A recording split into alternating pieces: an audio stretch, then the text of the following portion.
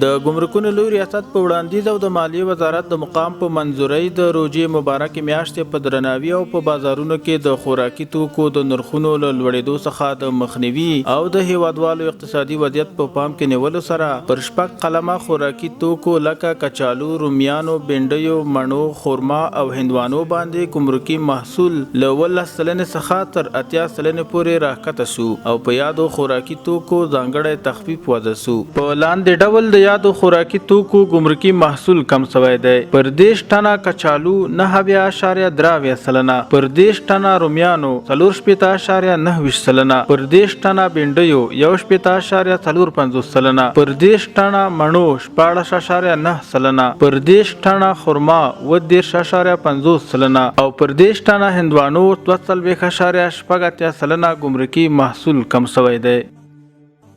خیلی زیاد تشکری میکنیم از وزارت مالیه که مسئول گمرکی را به مردم خیلی کم کرده